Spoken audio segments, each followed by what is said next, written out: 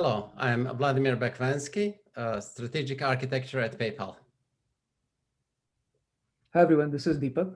I'm a staff software engineer at PayPal. Hi everyone, this is Anisha. I am a senior software engineer in data platform services at PayPal.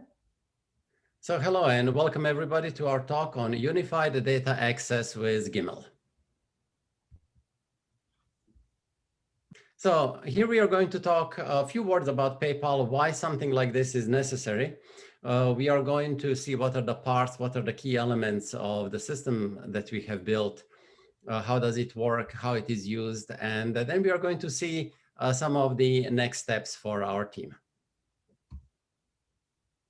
So looking into PayPal, PayPal is the company that has quite a bit of customers, and PayPal has been growing both organically, but also PayPal has been acquiring a number of companies through his history. And we will see in a moment why is that interesting. So the numbers that we have today are quite impressive with regard to number of customers and the amount of transactions that we are processing. So thinking about the ecosystem consists of PayPal Core, but also there are systems that we have acquired with companies like Venmo, Zoom, Simility, and so on. And as you can imagine, this number of companies and the customer transactions that we are handling is done by a variety of systems. So one of the really interesting things is a very large presence of big data systems, Hadoop systems. There are over 20 on-premise Hadoop clusters, even GPU units that are processing. And to make things even more interesting, we are in the process of migration to the public cloud. To give you some idea about the scale at which we are processing data, there are 200,000 yarn jobs a day. There are over 160 petabytes of data that we are processing. And we are running some of the largest clusters of databases in industry, from Aerospike, Teradata, Hortonworks, and Oracle. And to make things even more interesting, all of this data is being processed in a variety of different technologies. The techniques that we are supporting and frameworks include Spark. There is the conventional Hadoop, Hive, MapReduce, but increasingly BigQuery, and some of the more esoteric techniques. The data landscape that we are dealing with. If you look at the bottom part of this picture, you can see our infrastructure. Our infrastructure evolved over time from being in data center to being in multiple data centers. And eventually we are on the path of migrating to public cloud. And then all of this exists in kind of a half state between the two. So as you can imagine, quite a bit of interesting things and also requirements for elasticity in processing all these different workloads. On top of our infrastructure, there are a variety of data stores that we are dealing with. You can see in this layer, we have a conventional Hadoop Hive. There are also a large enterprise data warehouses like Teradata. There is a variety of NoSQL stores like Cassandra, and even some of the more exotic systems like Druid, which is used for real-time analytics. There is also a very significant presence of streaming systems for real-time insights. And we are running a very large installation of Kafka, but also you need to provide a good search experience through many documents that we have. And of course, Elasticsearch comes in this space. And then there is also Aerospike, a key value, very fast data store that powers many of our systems. So there is this variety. And one of the questions that you have with 160 petabytes of data, it is very difficult to keep track of that. And you need to have some systems that will enable you to understand what is the data that you have, understand what type of data is stored in the stores. And you need to be able to make various queries with regard to privacy, security, data governance, data quality, and more. And for that, you can see in this illustration, the symbol with the book, UDC, Unified Data Catalog. This is the special system that is keeping track and maintaining all of the metadata for all of these 160 petabytes of data in different stores. Normally, when you are dealing with data that is highly sensitive, you don't want to allow everybody to directly access the database. And normally such systems are accessible through an API that gives you some additional advantages. For example, you can control the traffic, you can throttle the traffic, you can have very rigorous security checks when it comes to access the data. And it also allows you to do some smart maneuvers that reduce the number of fetching the data. Again, you can use some smart forms of caching. To the left, there is the compute frameworks and APIs. We have a variety of different users. Some of them will be processing analytic workflows. Some of them are dealing with calculating and managing risk. And all of these systems come with a variety of computational techniques. There is a set of Java workloads, plain Java, Spring, there is Scala, there is Python, there is R, there are a couple of other solutions. So these frameworks and APIs allow our engineers to make use of this data. And here we have now a couple of interesting things. How do you expose this capability? One of the things that we have recognized as being very productive is to expose this data through notebooks. So we have a version of Jupyter, which we call PayPal notebooks, which integrates with a variety of these systems. And one of the truly essential pieces of this system is what you see as the gear to the left. This is the Gimel SDK. Gimel SDK is serving a quite unique purpose, and that is it will provide a unified SQL access to all kinds of data stores that we have underneath.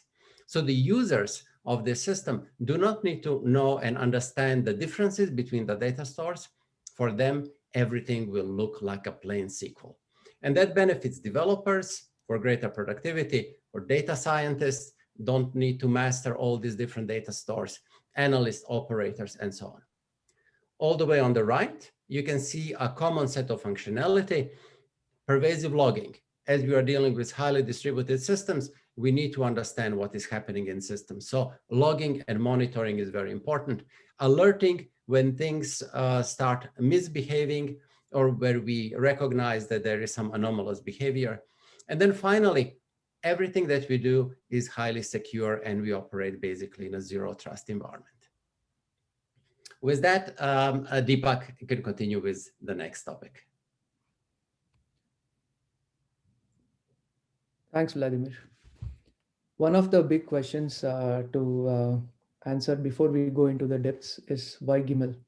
As Vladimir has walked us through, payments industry has grown tremendously over the past few years. With that, PayPal has grown alongside as well. And you may have seen that our landscape has become really complex with the explosion of data. So how do you make sure the power of data is really tapped into? How do we expose all this data in a meaningful way so that we can be a data-driven organization? That's where data democratization becomes a very important theme to operate with. So just to give a simple example, if you think about accessing data in a big organization with so many different technologies, it's really cumbersome and fragile. Here's a simple example, not to go into the details of this code here, just a technology like HBase. To write a code to access data, you have to work with something like this, what I'm showing on the screen. And if you apply the same pattern to different technologies like Elasticsearch, Druid, Aerospike, Hadoop, or many of the plethora of cloud technologies that we have today, it goes all across the board, and there are multiple ways of doing this. Now, if you take this pattern and if you apply just within the realm of Spark, you can write and access data in Spark SQL. You can access data through Spark Batch or streaming or the unified APIs. At the same time, you can express this logic in the form of Scala, Python, Java, SQL, and there are many more options as Vlad before described. So let's look at the challenges in deploying a big data application. Let's say as a data engineer, we would like to access data from Kafka which is real time or near real time, and then we want to do some computation by looking up a key value store and then persist that data into maybe Elasticsearch. So here we are looking at building a code that accesses a streaming store, does some lookup on key value store, and then persists the data into a near real-time sync.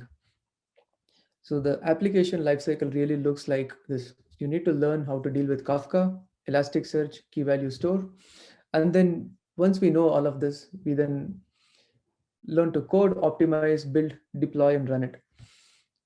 Once we have this application that's running at scale, there is a lot of changing parameters. Let's say the compute version changed. We are operating on Spark 1.6 and then we want to move over to Spark 2.3, or we are moving over to Spark 3. Then some of the constructs on which the code has been built breaks, resulting in this whole life cycle again. Basically, the data engineer needs to go through this entire life cycle of learning, coding, optimizing, deploy, and run. Once again, if the storage API change, let's say for some reason there is an upgrade in the APIs and then we are working with a new API, that requires to go through this entire life cycle. On similar lines, there could be multiple parameters that could change. It could be storage connector upgrade, a host has been migrated and you need to redeploy some of the configs, or the storage itself changed. For example, we realize after running the workload for about 6 to 1 year that Elasticsearch is not the right solution. We want to move over to say HBase for various reasons. Then that requires redoing all of this. So the reasons can be multiple varieties, but the problem remains same. The life cycle of an application keeps going through this long process where the time required to build the business logic is probably 3 to 5%, whereas 95% of the time is maintaining the code, scaling the code, and then continuing to keep it alive during all these life cycles. So this is where Gimel comes into play. We wanted to solve this problem not for just one big organization like a data lake organization, but across the board. So multiple personas beyond data engineer can also benefit from this. Anybody with the needs to access data, be it a data analyst or a data scientist or a data engineer, or even a product manager who needs to run some analytics, should be able to access data without having to go through the learning curve or have the barriers around technology or programming constructs. So we wanted to get to a state where we build an application once by using a bunch of APIs, and then regardless of the changing parameters under the hood, the lifecycle of the application should remain constant and should not change. As you can see here, we wanted to get to a state where you build an application once, you deploy it, and during the course of the lifecycle, regardless of the underlying changing grounds, the application should continue to remain and run and meet the functional and non-functional requirements. So with that, we embarked on creating the data API, which we will see soon when Anisha walks us through it. Beyond building the data API, there were other things that we unraveled during the course of the past few years, especially the last 3 to 4 years. Once you start building a lot of big data applications and release them in the ecosystem, we stumble upon the other governance problems. You might have remembered that Vladimir talked about data governance being a very central part of everything that we do in PayPal, and also data security. So how do we solve this, not at one application level, but create a solution that works for a lot of or almost all the big data applications that are running on Spark workload? This is where we started adding other unified solutions within Gimel, which would provide visibility. For example, we need to know all the applications that are running in the infrastructure, regardless of what kind of workloads they are doing. Let's say we have this large Spark cluster that runs multiple applications, and then we start deploying multiple Spark clusters over a period of time. It's very hard for the platform operators to get visibility into all of these clusters, what they're running in terms of Spark. So the unified API provides a way to emit signals that go into a common logging so that not only the store operators can get these logs and dashboards, but also the application owners can get a holistic view. Similarly, over a period of time, we evolved into what we call as the unified data catalog, which Vladimir initially talked about. So we want API-based interaction with these catalog constructs. The big data applications slowly started requiring access to these configurations, which were exposed as part of APIs through catalog. Every team started building catalog interactions. Rather, we wanted a single touch point or a single API or a single set of libraries that can interact with the catalog. So we started embedding that into Gimel. And then security is ubiquitous in PayPal. We do security in every touch point possible. So we do not just rely on the securities that are natively baked into the data stores. We also want a uber secure capability where we can do things like redaction, alerting, and all of that. So we baked in that security aspect into Gimel. And with the emergence of privacy governance and the prominence of these uh, um, areas in data ecosystem, we would like to have the capability to have on-the-wire redaction of data and on-the-wire alerting when something that is classified and not should not be accessed is being accessed by applications or data developers. And finally, when you think about platform operators, usually the platform operators like to build interceptors or sniffing libraries that actually gleam into basic access patterns and then emit parameters like JMX metrics or access patterns or security patterns and so on. So if every platform operator needs to work with every data application, that's the permutation combination is really exploding and it's not literally possible to sustain that level.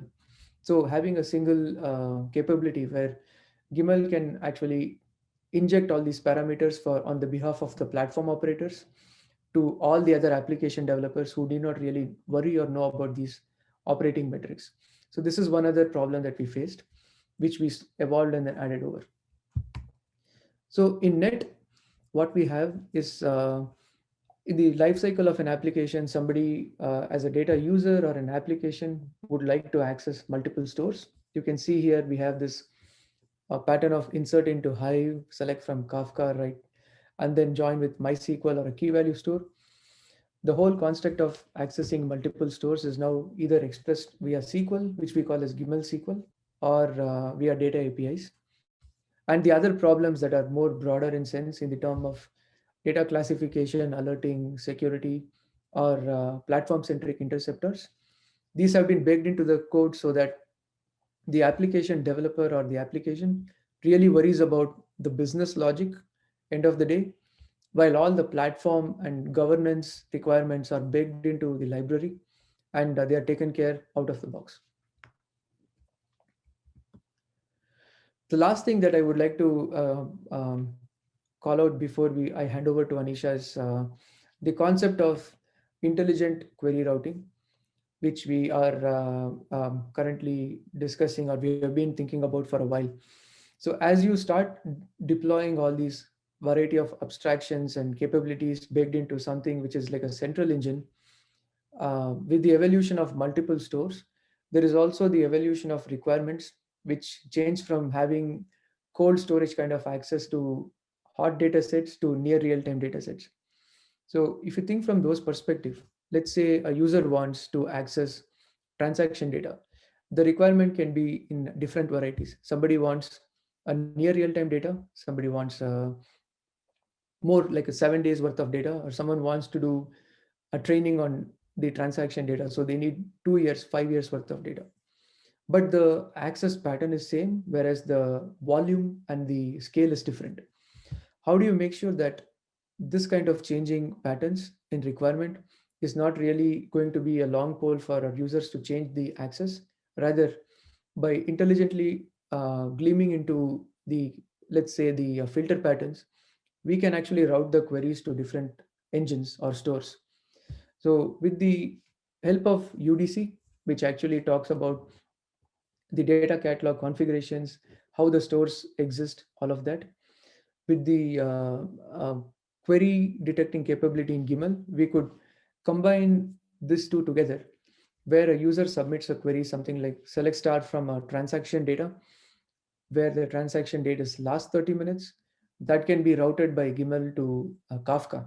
Whereas select from transaction data, where the transaction date is last 7 days, could be routed to something like a caching engine, like let's say Aluxio, where Aluxio could actually be pointing in its namespace concept to Hive or some other data store, which actually has this 7 days worth of data brought into the Aluxio's cache.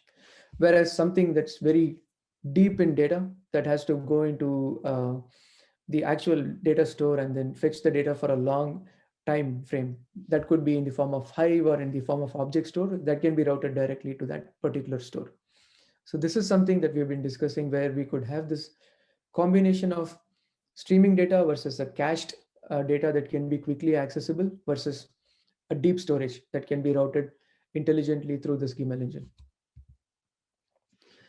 So in essence, what that does is it takes us to a state where the access pattern for the user really does not change. By just flipping the filter, the user still gets access to the same user experience or the performance, where it can be a near real-time query against Kafka, or a query that goes to a cache and fetches the data very fast, although the data might be very large, while it could take in the order of minutes when we go into a cold storage, like Hadoop, or let's say even object store, for a longer period of time. With that being said, I will hand over to Anisha, who will walk us through the depths of Gimel code and how it works. Just before we go there, I just want to quickly share the GitHub code. Gimel is open sourced and it's out there in the GitHub. We have the links which you can look at a later point in time. We would really encourage to take a look at it, see if it fits for your use case, or even become a contributor if there is a feature that you would like to add to Gimel. Over to you, Anisha. Thanks, Deepak. Okay, now let's do a deep dive into Gimel implementation. Okay, so as explained by Deepak before, like in order to read or write from different storages, a developer needs to research about various connectors and also how to access them in a most efficient way. So in order to solve this problem, Gimel provides a unified API, which is dataset.read and dataset.write, and also a SQL access over these data storages, so that not only the application developers, but also the DBAs and other product managers who are not aware of the Scala or Java code can access these storage data pretty easily. So to summarize, all the boilerplate code for different connectors is abstracted out, and developer can just focus on the business logic. So now let's look at an example of reading from two different storages like Kafka and Elasticsearch. Now here, as you can see, using the unified connector config, all the storage specific properties can be passed to the data unified API, which is dataset.read, through arguments. So any property which needs to be updated, or even the underlying storage needs to be updated, user just needs to specify those properties or change the storage type in these configurations and pass it to the API without worrying about the underlying implementation of dataset.read. So this is how the user gets an abstraction from with the use of unified connector config and also unified data API. Now these configurations can be passed to the API in different ways through catalog provider. So in Gimel, today we have a couple of options. Like first is the simplest, which is user. User can pass the properties for a particular data set using as a JSON. But as you can see here, like every time a user wants to access, user wants to add the config for a data set in their applications, they will need to put their own config. There is no shared repository where these configurations are stored and can be used by different developers. That's why we introduced Hive catalog provider. So using Hive catalog, we store all the configurations for the data sets in a Hive catalog so that it can be shared among different developers. But still, there can be different Hive clusters, and maintaining the configurations among different Hive clusters can also be challenging. That's where we came up with an option of metadata services. So in PayPal, as explained by Deepak before, we have a unified data catalog which scans all the storages within PayPal and stores the metadata for all the data sets within these storages into a centralized repository. So that is why we provide an option to use the unified data catalog in PayPal to use as a catalog provider to get the dataset properties of a dataset. Now, the whole concept behind the catalog provider, sorry, Deepak, whole concept behind the catalog provider is you can provide your own implementation of how to fetch the dataset properties. So in your organization or company, if you have your own catalog or a metadata service, you can provide your own implementation and plug it in into the dataset API. Okay, now let's look at how a Gimel SQL actually works. So a SQL can have a select clause, an insert clause, and a bunch of set statements to set some of the runtime properties. Now, through our code gen, these SQL statements are converted into a Scala code. So the select is converted into a dataset.read call, while insert is converted into dataset.write. And the runtime properties which are passed before the SQL statements are passed as a map argument to these APIs. Now, once we figure out the APIs, each of these APIs will call the catalog provider, which is set by a user. Like it can, as described in the previous slide, it can be user, Hive, or any metadata service. So using the dataset properties from the particular catalog provider, we get what the dataset, which storage type a dataset belongs to. So based on the storage type attribute of a dataset, we fetch the appropriate dataset object from our dataset factory. And the dataset factory consists of various dataset objects pertaining to specific storages. And each of these storage specific dataset objects contain the actual implementation of reading or writing from the connector, from the underlying storage. So for example, for Kafka dataset, it will be, for Kafka dataset, the read implementation will be Kafka consumer code, while for write implementation, the Kafka dataset would have the Kafka producer code. Along with dataset, we also have a data stream factory. So like dataset objects are used for batch use cases, but we also support some streaming use cases like streaming from Kafka.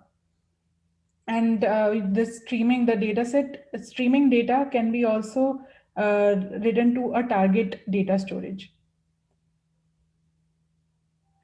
Okay, so yeah, so as I said, each of the underlying dataset objects have their own read and write implementations. And we have used a combination of open source connectors like Spark, Hortonworks, Edge-based connector, and Kafka consumer and producer code. And also we have added some in-house implementations and optimizations for various storages. So this is how a SQL, Gimel SQL is converted into a Scala code behind the scenes. Okay, now I'll hand it over to Deepak for providing the next steps. Thanks, Anisha. Before we go into the next steps, due to the interest of time, we have skipped past some of the internal details, which Anisha would have otherwise walked us through. But we have left those in the appendix. So if anybody is interested, you could just go through the appendix to get more details, which could answer some of the questions you may have, but we'll also be happy to take questions. So in terms of what's next, as you may have guessed, we are moving to cloud. So we would like to make sure we have a first class support to all the cloud stores as we make this journey. And when we add the support for these cloud stores in the term of APIs, we want to make sure the SQL is also supported for the clouds stores. And one of the common pitfalls with Gimel SQL that we've seen historically is as we expose these underlying technologies from SQL lingua perspective, it's very hard to hard for the user to understand what happens under the hood. So it almost always results in some form of runaway queries when user accidentally submits something like select star from Kafka without having any knowledge of the internals of Kafka. So we've tried to implement preempt uh, tackling of queries that could otherwise become runaway queries or long running queries or consume enormous amount of resources. And every store that we had, we have to carefully evaluate these pitfalls and add support. So when we add this support for the stores in the form of API and then transition over to SQL support, we'll need to address these challenges. On the wishful side, we have the wish to expand our support for Google's data catalog APIs so that not only Hive or user catalog is supported for somebody in the open source side, there is also support for other forms of external APIs that can be plugged in. And as we have expanded support for different kinds of technologies, relational, NoSQL, streaming, object store, we would like to also tackle the graph realms where we can make graph available to SQL users at one point in time. This is on the wish list side. We hope to achieve this sometime in the future, or if there is somebody interested in contributing, it will be really awesome to have this feature in Gimel. As we do all of this, one of the important end customers for Gimel is machine learning personas, either data scientists or ML engineers training models. So we want to make sure that we augment support for MLlib and also NLP at some point in time, so that some of the things that can be done outside of Gimel can also be baked into the Gimel libraries. With that, I would like to just pause here for um, any questions, and also thank everybody for attending this talk. Please check out Gimel repository by visiting gimel.io. At the same time, if you have any questions or if you have any suggestions or thoughts, we can socialize further on the Gitter channel that's out here. Thank you. Vladimir, would you like to add anything to close? Thank you very much for following our path towards conquering variety of data stores with Gimel. As Deepak mentioned, it's open source, lots of opportunities to contribute and make common use of this great project. Thank you.